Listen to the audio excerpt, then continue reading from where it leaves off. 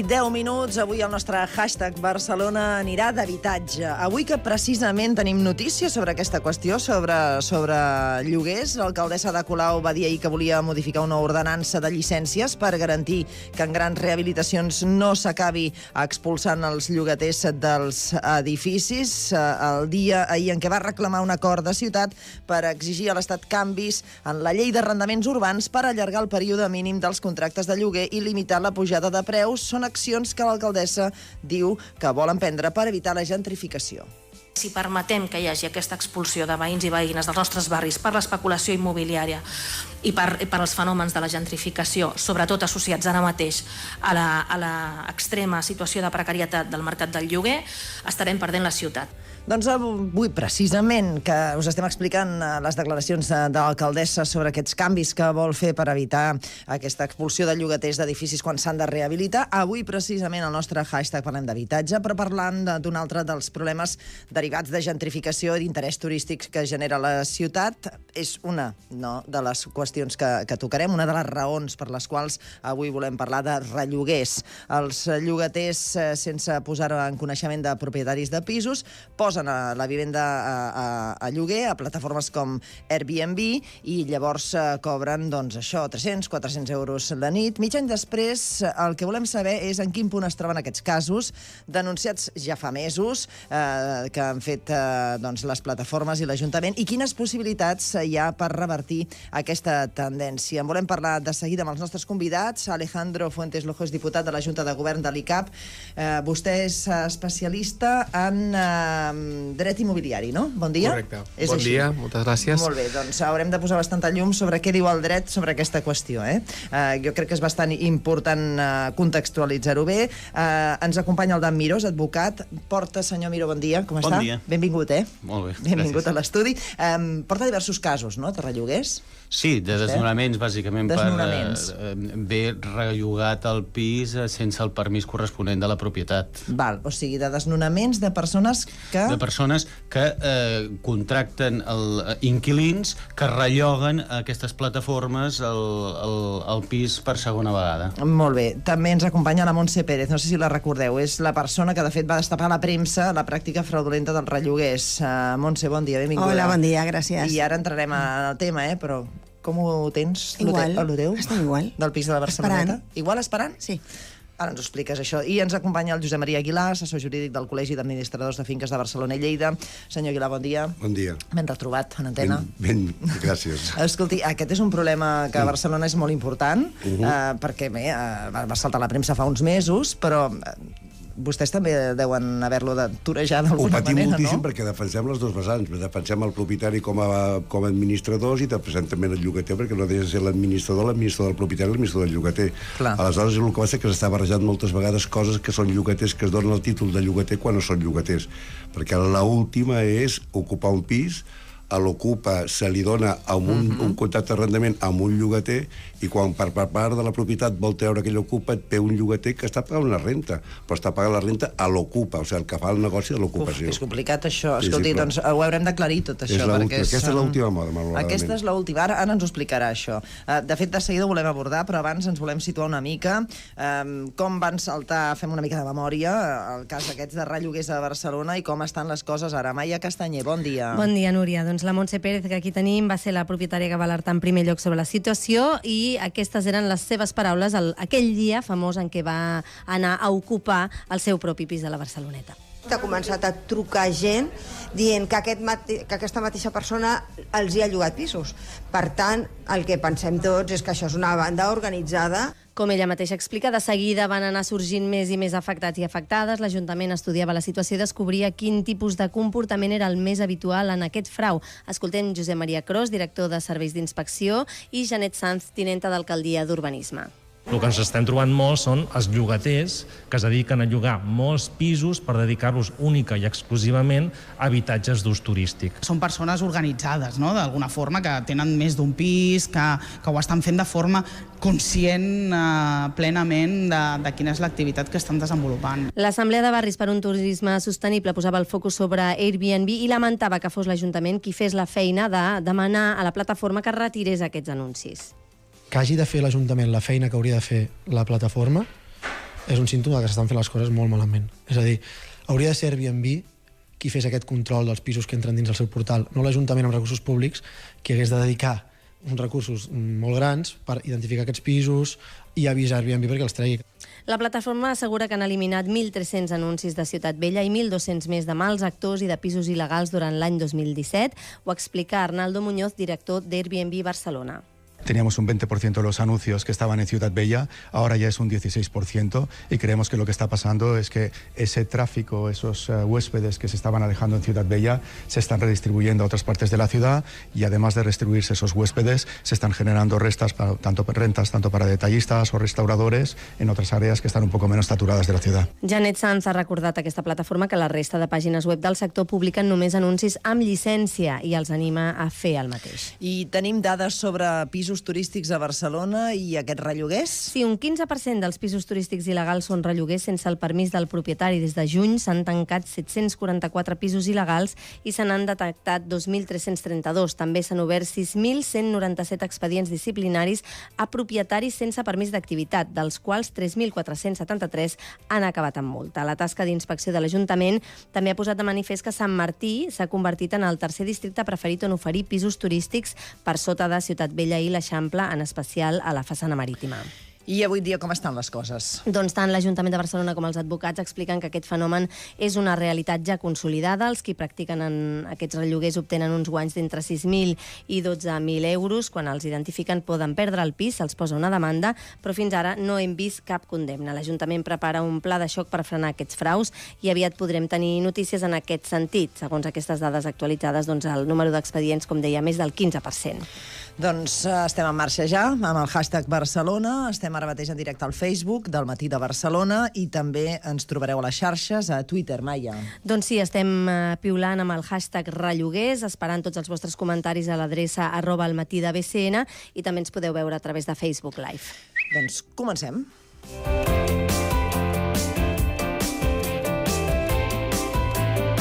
BTV 91.0, la veu de Barcelona. Digues la teva i participa al Matí de Barcelona. Truca'ns al 93 506 4220. I segueix-nos a Twitter i a Facebook @almatidabcn. Doncs jo diria que hem de començar parlant del fenomen en si, del relloguer, perquè he tingut la sensació, com parlava i els saludava a vostès començant aquest hashtag Barcelona, que sota el paraigua de relloguer s'hi amaguen casuístiques, casos i situacions diferents, no? És així? És així. El que passa és que l'Ajuntament va contra el propietari i que el propietari moltes vegades és ignorant de la situació que té el seu pis. I llavors, en comptes d'anar contra el llogater, que és el que està fent la infracció, va contra el propietari perquè sap que el propietari és solvent i el llogater és insolvent. I això és el que crec que... Definim algunes de les situacions que ens poden trobar sobre el paraigua de relloguer, després parlarem amb la Montse, que en té una en concret, i vostè, senyor Miró, també deu portar-ne uns altres en concret, no? Totes, portem 1.000 desnonaments, o sigui, pot haver-hi de tot, però aquest tipus de desnonament que s'està produint ara, que és que el propietari, amb tota la bona voluntat del món, firma un contracte de lloguer amb un inquilí i que no té ni idea qui és aquest inquilí, perquè ens entenguem, i aquest inquilí després fa el seu gran negoci, es troba amb que l'Ajuntament li obre un expedient administratiu perquè resulta que s'està llogant a Airbnb i a no sé on és altres, clar, es troba totalment desemparat i diu, i ara què faig? Clar, aquí la llei és molt clara, la llei d'arrendaments urbans, i el procediment judicial, i sortosament sí que deixem fer una cunya aquí respecte a que estem al Partit Judicial de Barcelona, ho dic perquè si estiguéssim al Partit Judicial de Sabadell, això és un altre drama, és dir, un desnonament per falta de pagament, perquè aquí hi ha la situació de que el cas de la senyora Montse segurament es poden donar les dues vessants, o per falta de pagament perquè acostumen a no pagar, o per activitat no consentida en el contracte. Sí, llavors, el teu llogater no et paga i a més relloga. I a més fa una activitat inconsentida pel propietari, no? Llavors, el Partit Judicial de Barcelona és molt important tenir clar que de mitja els procediments de desnonament d'aquest tipus, perquè quedi clar, estan entre 3 i 5 mesos, més o menys des que es presenta la demanda fins que se'ls fa fora. I en canvi el Partit Judicial de Sabadell, poso dos exemples una mica extrems, però ens n'anem a l'any i mig. O Mataró, que també és bastant dramàtic. Llavors, depèn del partit judicial, està saturat. Ho dic perquè passarem a la vessant pràctica de lo que realment està passant i quina és la situació. Llavors, clar, el cas de la Montse, per exemple, és molt important determinar quin és el procediment que obres. Si obres per que no et paga la renta o perquè hi ha una activitat no consentida. Canvia molt, llavors el panorama... Però els dos alhora no es poden fer? Sí, es pot fer, però és un error. Quin és l'objectiu del propietari? L'objectiu del propietari és recuperar ràpidament la renta, perquè en el cas de la Montse, que és el cas que s'està extenent i que és més sagnant, són, entre cometes, permeten, presumptes màfies de senyors que han llogat aquests pisos i que ja no estan ni en el país i que han desaparegut. Per tant, la recuperació de la renta serà impossible i intentar demostrar la inactivitat, l'activitat no consentida i la sanció dels perjudicis i tot el que pugui suposar, perquè és un procediment molt més llarg, no té sentit. És dir, el que s'ha de seguir intentar ser pràctic i dir, escolti, anem a fer un desnonament tassat, que és per recuperació de les rentes, i anem a buscar els 3-4 mesos ràpid i recuperar la possessió. I Montse, vosaltres què heu fet? Bueno, nosaltres vam fer això segon que ha dit ell, perquè en principi... De recuperar la renda. Sí, no, anem a veure. Nosaltres, en principi, no vam fer-ho així perquè ens havia pagat. Per tant, no podíem fer-ho per impagament. Però va estar 20-25 dies. Va ser el primer mes. Llavors, una vegada que va veure que havien posat tot això en marxa, va retornar el rebut. Per tant, teníem les dos vegants. Vull dir, ni hem cobrat i el procés ja estava en marxa per desnonament, no? I encara no tenim sentència. No tenim sentència. En un cas com aquests... Però quants mesos han passat, Montse? 7. Per això, des de l'estiu? 7 mesos. I no dèiem que era de 3 a 6? Hem tingut una vista aquesta setmana i estem en espera de la vista. Perquè deu ser l'audiència prèvia, però perquè és una qüestió complexa, és un declaratiu ordinari. Per això, jo, en aquest cas, segurament, com que totes aquestes màfies estan actuant exactament igual, que és que paguen el primer mes però després deixen de pagar, l'important aquí és esperar, o en aquest cas, si es havia presentat un declaratiu, arxivar-lo i el primer mes de l'impago tornar a presentar un desnonament. I en 3 mesos, a Barcelona, 3-4 mesos, la cosa està funcionant relativament bé. Jo li volia preguntar al senyor Fuentes Lojo també la seva opinió sobre el cas de la Montse i sobre els relloguers des de l'ICAP. Anem a puntualitzar una mica, que és correcte el comentar el company, però puntualitzem una cosa. La llei d'arrendaments urbans, i en concret la LEC, estableixen diferents causes per les quals es pot resoldre el contracte. No? Per un costat tenim, com dèiem, un procediment especial, específic, que és procediment verbal, que és ràpid, que és per impagament de rendes. Però què passa? Que moltes vegades la causa de resolució del contracte no és l'impagament de rendes, sinó és, en aquest cas, un superarrendament inconsentit. Superarrendament que està prohibit per la llei, perquè, evidentment, si vostè contracta, si els contractes que es fan són d'arrendaments d'ús de vivenda, el que no es pot fer, si el que s'està establint és d'ús de vivenda, el que no pot fer l'arrendatari és superarrendar tot per un ús diferent, perquè està incomplint el contracte. I, per tant, aquí tindríem un primer incompliment de contracte i tindríem la via oberta, pel cas de que pagués, d'anar per l'ordinari. Però què passa? Com el seu procediment ordinari, que segons la LEC està regulat d'una forma que estableix 2 vistes, una vista prèvia, d'audiència prèvia i un judici després, és un procediment més durader, que dura més o menys, a Barcelona estan durant, segons estadístiques, uns 9 mesos. Aquest es trobaria el seu cas? És que jo vull saber. Aquí esteu, o sigui, per tant esteu... El problema d'aquesta gent, si està ben assessorada, és que els aconsellaria jo, posant-me en la zona contrària, vostès segueixin pagant el lloguer.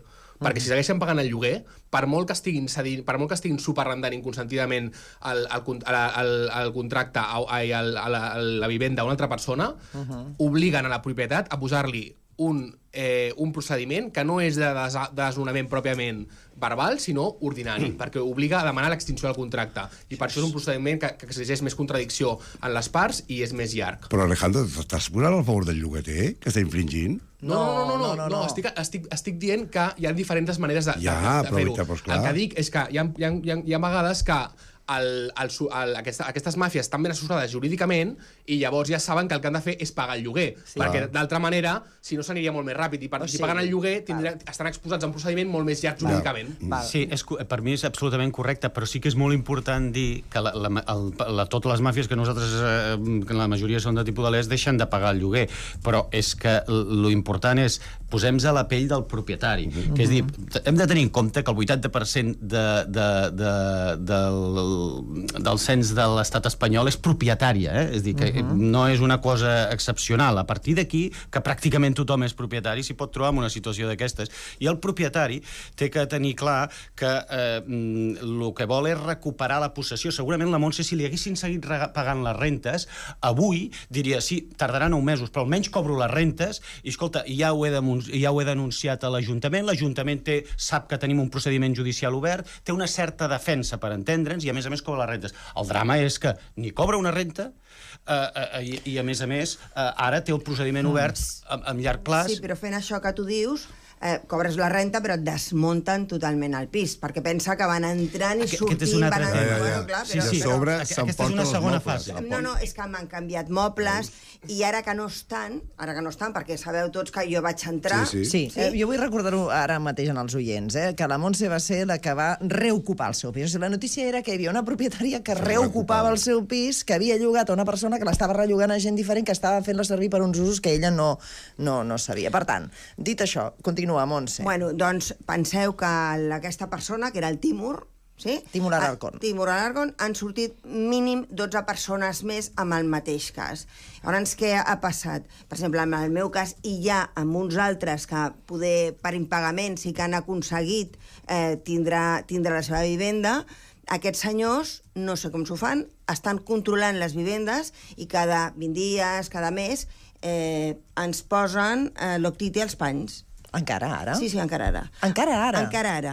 L'última vegada a casa va ser farà un mes. Però la possessió la tens tu, la possessió? No, jo tinc la possessió perquè vaig entrar, no perquè jurídicament la tingui. I vas canviar el pany i tot? Sí, l'he canviat 2 cops perquè venen per la nit, suposo, no ho sé. Però no hi viu ningú a casa teva ara? No, ara no. Bueno, anem i venim, sí. A més, la senyora Montse, si ara aparegués aquest Timur Alarcón, que no apareixerà, perquè ahir mateix van fer un altre desauci d'ell, no apareixerà, però imagina't que apareixés, clar, i digués, escolta, jo vaig entrar a casa, jo tinc un contracte de lloguer, per 3 anys. La senyora estaria fent un allanamiento de morada, clar, és dir, a la casa seva, és dir, que es podria trobar un problema a sobre. Però saps que això no passaria. No, per això. Tenim clar que, com que són màfies organitzades i ja els tenim, entre cometes, controlats alguns d'ells, perquè, a més, són repetitius, doncs per això també és tan ràpid l'altra via. Però sí, tenim aquest problema, que és dir, que a vegades ens trobem amb una situació de doble vessant. I has tingut alguna sanció administrativa? No. Raro, Jo volia fer un matís, i és que comentava el company de que l'arrendador no té que estar preocupat en aquests casos quan cobra la renda. No, com comentava, jo no estic del tot d'acord perquè s'exposa a el que comentàvem. És que jo tinc molts casos en els quals segueix cobrant la renda, però de sobte li arriba un procediment sancionador que demanen un mínim de 30.000 euros. I ara, amb una reforma del decret que regula això, que és el decret 159-2012 i la llei de turisme de Generalitat, ha fet una reforma el 28 de març, la llei 5-2017, que estableix la sanció mínima per aquests tipus de sancions, per aquests tipus d'infraccions, en 60.000 euros. Demana l'Ajuntament. Però per qui la sanció? Pel propietari. Pel propietari no sap res. El propietari està a casa seva, cobra cada mes el rebut de lloguer religiosament que li havia l'administrador. I de sobte rep una carta i li diu, escolti, vostè, el que diu l'Alejandro, vostè com està, hem pogut averiguar que el seu pis s'està donant una activitat que no està permesa per l'Ajuntament. L'activitat no la fa vostè, però jo li poso a vostè la multa. Després ja es defensarà, evidentment, això ho guanyem després. Sí, però d'entrada ja tens l'insurt. Ja, digue-li client que es pot practicar gastar més diners per defensar-se amb et ve la rebaixa a l'Ajuntament, que és increïble. Llavors diu, molt bé, aquests 30.000 euros o 60.000 euros, que no són tant, però pot ser fins a 30 o 60.000. Si vostè posa el pis a la vivenda social, jo ja està el 80%. Dius, senyora Colau, foti. O sigui, què m'estàs dient? M'estàs a mi sancionant perquè després et deixi el pis a tu i te'l rebaixi amb tot durant 3 anys o 5 anys de vivenda social. No. A condició que no et defensis, a condició que no et defensis. Exacte. El Tribunal Constitucional, amb una sentència recent... Es guanyen totes. Va dir que sí que era correcte, o sigui que no podem lluitar això, però era un tema a sobre, o sigui, era com una espècie de... Jurídicament, als lletans els costava d'entendre aquesta reforma de la senyora Colau pel fet de que vostè renuncia a defensar-se contra l'Ajuntament i pagui pronto pago, no? Escolti'm, això tota la justícia efectiva grinyolar una mica, no? Total. Grinyolar una mica. En el meu cas, clar, no em van sancionar perquè amb tot el desplegament mediàtic que va haver, va quedar molt clar, i a més van vindre el mateix dia que estaven totes les televisions del món a casa, van vindre de l'Ajuntament, inspectors, ens van demanar totes les documentacions, va quedar molt clar que no estaven rellogant. Correctament. Jo no és que estigui... No he dit que estiguin tranquils els propietaris, dic que és menys agreujant, és dir, però precisament seguint amb això, el motiu que l'Ajuntament utilitza per dir, escolti, el propietari d'entrada vostè pagui la sanció perquè vostè és el propietari, quina és la raó que em fa pensar que vostè no està compinxat amb l'inquilí? Que evidentment això no té massa lògica, però és així, és aquest el fenomen. Clar, nosaltres el que diem és donar consells pràctics. Dir, què passa quan un propietari es troba en una situació així, diem, escolti, la demanda judicial ja, i un cop hagi fet la demanda judicial, a més, posi-ho i comuniqui-ho immediatament a l'Ajuntament. I posi totes les... Per què? Perquè l'Ajuntament, en teoria, ha dit que, esclar, que si el propietari fa totes les accions possibles, agudes i per haver, a part que després en el contenciós administratiu es podria guanyar, que evidentment no té massa sentit, és donar el consell pràctic de dir, cuidado, que estem atrapats en una situació i, per tant, el propietari aquí ha de tenir una activitat mínima de defensa. Em queda encara per abordar més aspectes, evidentment, del relloguer, com, per exemple, què és el que fa que proliferi tant a Barcelona. M'agradaria també una mica aprofundir en les causes, però, si em permeten, he de fer una entrevista d'actualitat. Reprenem el debat on el teníem. El tema dels relloguers. Clar, ens hem centrat molt en la Montse, perquè, en fi, la tenim aquí, és el seu cas particular, però de cara a explicar per què hi ha l'auge d'aquests relloguers a la ciutat de Barcelona, què posem damunt la taula? Perdona'm, no sé si heu vist tots, estan tornant a fer a televisió anuncis de... Airbnb, sí. Airbnb. Sí, a més amb els anfitrions, no? Que surten dient... Sí, bueno, que els anfitrions són totalment aleatoris, perquè els van canviant. Vull dir, et posen un anfitrió, te'l canvien... Ja ha posat Airbnb, ja està. Jo he fet elegantment, he preguntat les causes del per què aquest auge del relloguer. Airbnb o les plataformes de lloguer a turistes és la principal? Pregunto. Jo crec que és la mancança de pisos a Barcelona, concretament a Barcelona. No hi ha pisos per llogar. Avui en dia et donen un pis per comercialitzar i, per sort, pel que gestiona el pis o, malauradament, pels altres que busquen habitatge, es lloguen en 24 hores. I llavors, què passa? Vull dir, la gent, com sap que hi ha aquesta mancança de pisos, són habitacions, si són pisos grans, tornen el que era abans, vull dir, te rellogaven els pisos, o si són pisos petits, els lloguen en la seva totalitat, però és la mancança de pisos que hi ha. Perquè què passa? Tothom vol viure a Barcelona. Anar a la Rodalia és molt maco, però això d'anar al Prat, a l'Hospitalet, a Cornellà, a Gavà, no agrada. La gent vol venir a Barcelona i, com hi ha aquesta mancança, es paguen verdaders fortunes per poder tenir un habitatge més o menys digne. Però jo pregunto, qui relloga sap que està relllogant? Sí, a la persona que relloga. I tant. És que està convençut que el que està pagant és legal, perquè inclús pot haver una factura. Però que hi ha factura i contracte? No, perdó, és que el contracte està especificat claríssimament, perquè a més jo vaig llegir el contracte punt per punt davant del llogater, amb el qual s'especificava... No, però és el contracte que entre el llogater i el que l'explota. Ara, ell diu, clar, com que no hi ha pisos... Ara ja em poso jo, Núria Ferrer, dic, estic buscant un pis de lloguer a Barcelona, no? Ostres, no trobo, no sé què, i trobo una cosa bastant més econòmica, o que s'adapta a mi. Jo puc arribar a afirmar una cosa que no sé que és il·legal, realment? Perquè la persona que t'ensenya... també ho fan, que t'ensenyen un contracte... Sí, perquè hi ha una persona que t'ensenya el pis, que té unes claus... Però tens un contracte? I no dius que has d'anar a dipositar no sé què a la... Tindrà un contracte, evidentment, no? Si llogues un pis... Senyor Aguilar, perdoni, jo si llogo un pis a Barcelona vull un contracte. Quan jo llogo un pis que és normals al meu despatx, ningú em demana que jo aporti el títol de propietat, perquè sobreentena que jo soc un professional i reconegut, no com a... Vostè sí, home, senyor Aguilar, ja ho entenem. Però quantes vegades llogues un pis i demanes al propietari o a l'administrador que llogui el pis? Em vol fer valencià l'escriptura? Però escolti, que jo he d'anar a portar una fiança, no? Jo permeti'm que faci... Escolti... Aquí els administradors de finques han de ser una mica més exigents. Totes les parts tenim una certa part de culpa. I ho dic perquè... A veure. Sí, home, sí, i tindrà l'oportunitat. Sí, però ho dic perquè és que portem moltíssims de desnonaments i quan presentes el contracte dius, per Déu, això es va firmar en el seu dia i pel mig hi ha hagut... I els nostres clients són APIs, administradors. Però a veure, expliqui-m'ho bé, això. Per què? API no pot ser massa. Per què diu per Déu? Administradors. Però per què, senyor Miró? A veure, perquè avui en dia el que és... aquí hem de... Però de quin contracte parla vostè? Del contracte de lloguer. Però no de relloguer, que jo estic dient que s'inventen contractes de relloguer. Bueno, i de relloguer també. És dir, formularis d'allò i que el propietari resulta que és l'inquilino, el propietari. Això vull dir, això ho fan, i la gent firma... Falsifiquen els papers, diguéssim. Sí, passa que hi ha una vistilla en un desnonament que tu, evidentment, vas contra l'inquilí real, i hi ha la vistilla que t'apareix el rellogat i et diu, no, si jo tinc un contracte, per això hi ha un auto, s'arxiva i al cap de 15 dies se'n va al carrer igual que l'altre. És dir, que això no té més encúnia que aquesta. Però sí és veritat que ha crescut molt. És dir, això, el que deia, la pregunta que feies inicial és una qüestió d'oferta i demanda. Barcelona està de moda, amb tots els aspectes, i tenim un problema de parc de lloguer. I, per tant, això ha augmentat i hi ha aquest... Escolta, la gent està disposada a pagar realment quantitats que acabaran sent normals, lamentablement, però llavors la gent s'ho inventa tot i ens trobem amb tot tipus. Però l'administrador on el posa aquí, l'administrador? Per què critiques l'administrador? No, l'administrador el critico perquè és el que fa el contracte. No, per exemple, li posaré l'exemple clar.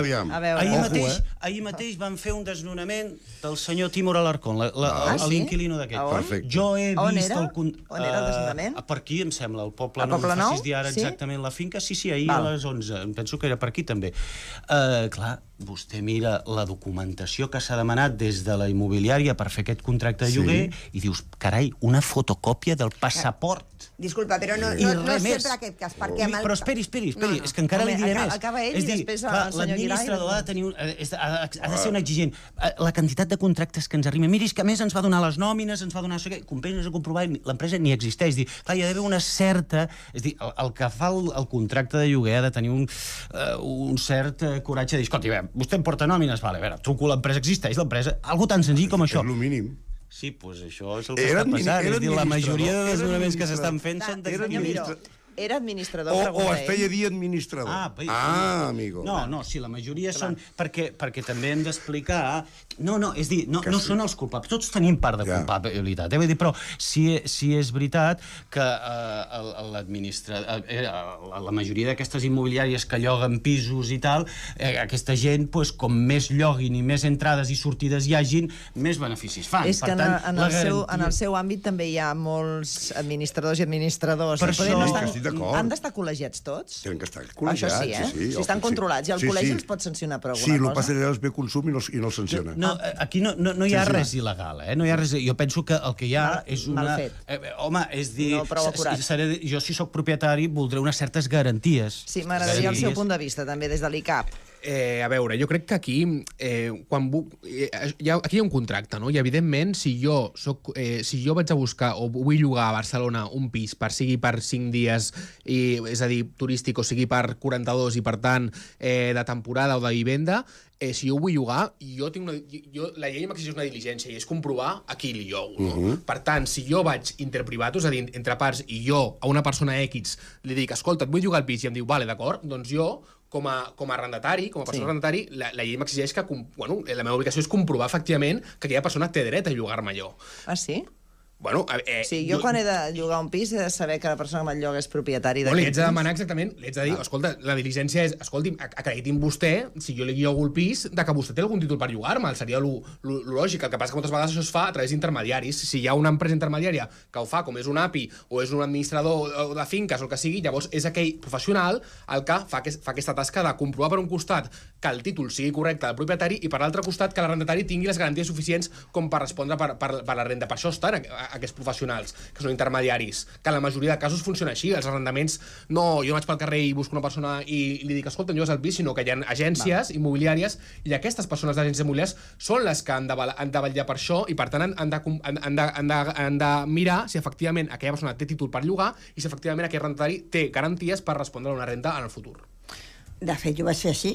Realment jo estava la part meva, que era la propietària, i estava el Timur Alarcón. Vull dir, jo el vaig veure amb ell, o sigui que normalment penso que està la part propietària, amb la que, o sigui que tens el teu títol de propietat en aquell moment, sí? Amb la que es fa un contracte de compra-venta, de lloguer, amb el que estàs llegint tots els punts. Montse, li vas llogar directament o a través d'agència? A través d'un API. A través d'un API. A través d'un API. Val, perfecte. Però el que van fer és reunir-nos a les dues parts. Ningú es pot adonar que hi ha una persona a Barcelona que està llogant no sé quants pisos alhora? Pregunto. Sí. D'alguna manera es poden creuar dades i dir, escolti, un moment, alerta que aquest contracte obligatòriament el tens que portar a l'Incasòl, a registrar. I aleshores a l'Incasòl es registra aquest contracte. I aquí no salten alarmes? Perquè aquí hi ha un problema, que és el que deia al començament. És dir, la Montse segurament el que voldrà, si el primer dia que té el problema és dir, escolta, vostè pot recuperar el pis en 3 mesos,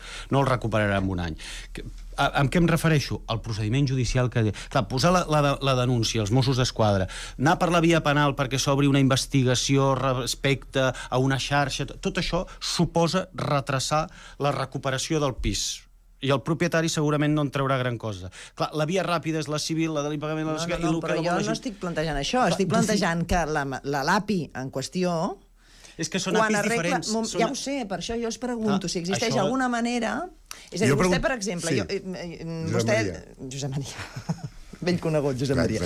Escolta, un propietari et ve i diu, no, és que lloga'm aquest pis. I tu trobes un llogater. Es diu Timur. Sí. No, ara ja sabem qui és. Ara ja sabem qui és, però llavors ho sabíem. D'acord. Llavors dius, val, vaig a veure qui és aquest senyor. Correcte. Jo puc comprovar que aquest senyor no tingui més pisos llogats a Barcelona? No, tu no. Aquest és el problema.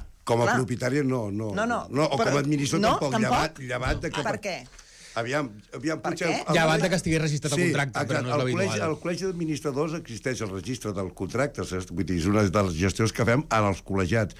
I aleshores sí que es podia saber si aquest senyor té diversos pisos de lloguer en Barcelona. Però si tu a mi no m'ho demanes, no. El que jo li pregunto a la Montse, i perdona'm, la fiança la vas dipositar a l'Incasòl? Per suposat. Segur?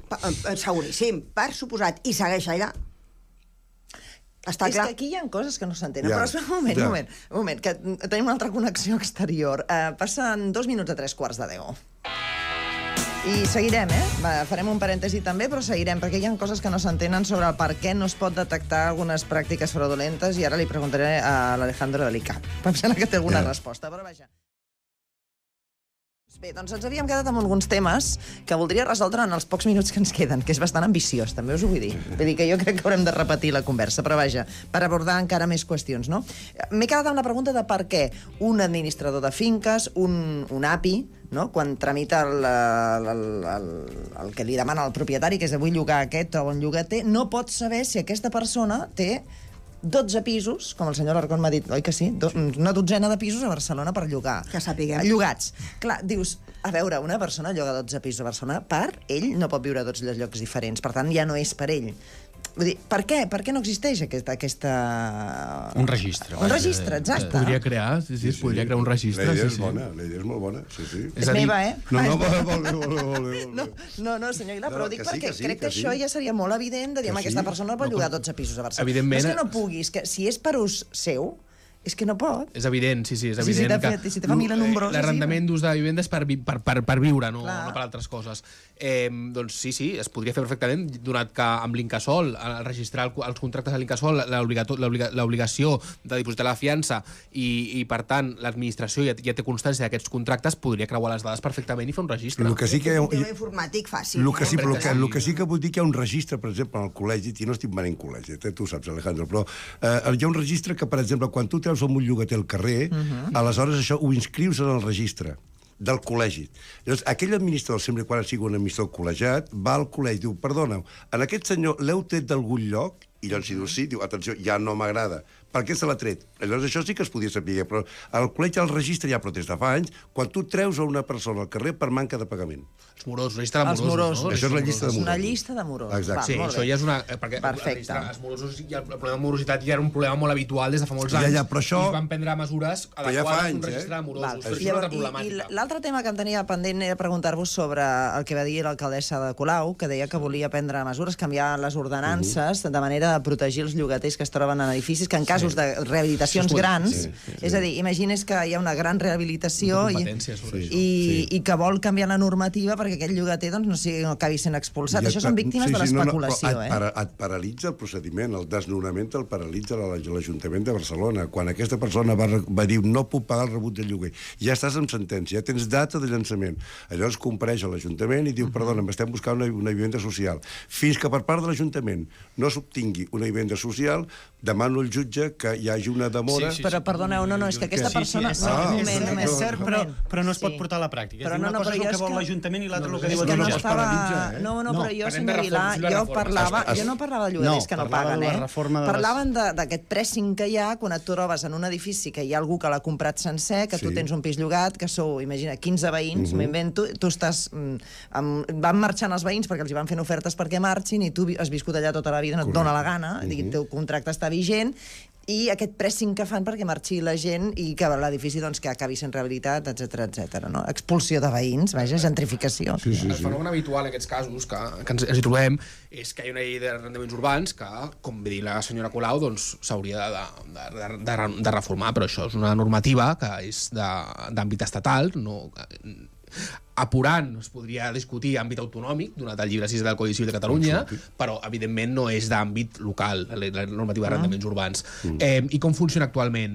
Doncs els arrendataris de renda antigua, en virtut de la reforma 64, tenen un dret de tanteig i retracte assegurat de per vida. Què vol dir això? Que en el cas de que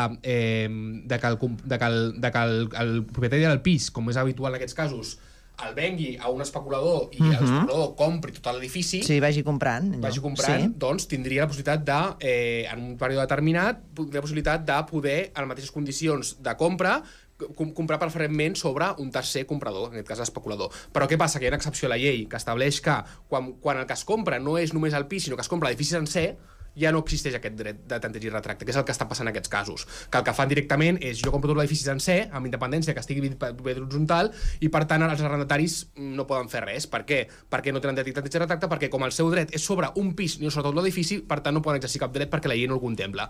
Això és el que diu la llei textualment de la 64 i la jurisprudència del Tribunal Suprem.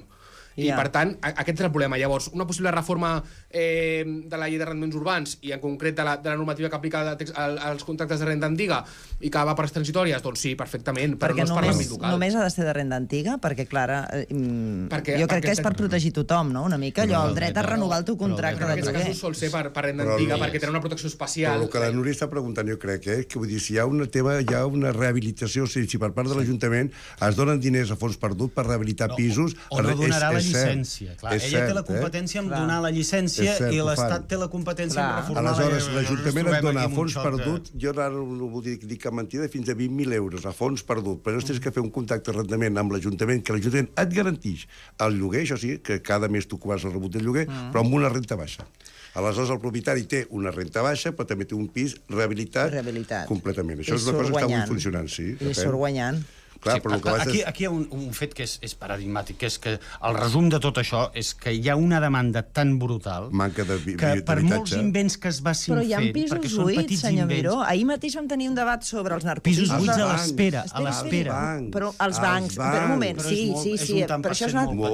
No, però un moment. Ahir vam tenir un debat aquí... Ui, s'està acabant el temps, però és que els hi vull preguntar. Ahir vam tenir un debat aquí sobre els narcopisos del Raval i els veïns deien és que hi ha un munt de pisos buits al Raval que són propietat o de bancs o de fons d'inversió i que els interessa realment que es degradin de manera que la gent marxi, els hi sigui més fàcil que la gent marxi de casa seva i puguin, doncs això, rehabilitar tot l'edifici, fer-lo nou i dedicar-lo a uns altres usos que no són per viure-hi, no? Vull dir que aquest és un altre problema, també. Que vulguin o no, no és tot el mateix, no està tot, però vaja, és que hi ha... Són molts melons, aquí hi ha moltes coses. Ja estava el problema de l'ocupació, que hi ha una reforma al Congrés i que estan liderant des del Col·legi d'Administradors de Finques com des del Col·legi d'Advocats una reforma de tot el tema de l'ocupació, que és un fenomen que també és molt problemàtic i dramàtic i en el qual s'està regulant en el bon sentit específicament d'intentar alleugerar els tempos judicials perquè tot sigui més ràpid. I aquí tenim una reforma liderada per la Lourdes Seguro del PDeCAT que va en la bona línia, i això ja ho coneixeu pels mitjans. L'hem entrevistat més d'una vegada sobre aquesta qüestió de Lourdes. Estem en el bon camí, des del punt de vista legislatiu, a intentar trobar millores i fer que aquestes problemàtiques a poc vagin desapareixent.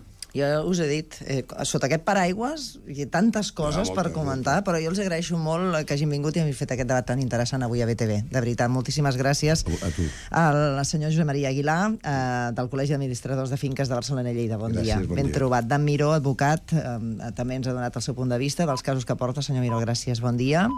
A l'Alejandro Fortes Lojo, especialista en dret immobiliari de l'ICAP. Bon dia també. I a la Montse Pérez, com a afectada t'hem tingut. Esperem que es resolgui. No estarem pendents. Espero perquè ja... Perquè ja portes 7 mesos. 7 mesos. És molt de temps. No n'haurien de passar més de 2, pels terminis que hem tractat aquí. Hem quedat amb els 9 mesos, de màxim. Això espero. Bé, doncs ja en parlarem. Això Gràcies. espero, de totes maneres, a veure què passa en tots els panys i tot això, que seguim amb tota aquesta problemàtica. Gràcies, Montse, per haver-nos acompanyat, de veritat. Moltes gràcies. Són les 10 en punt del matí.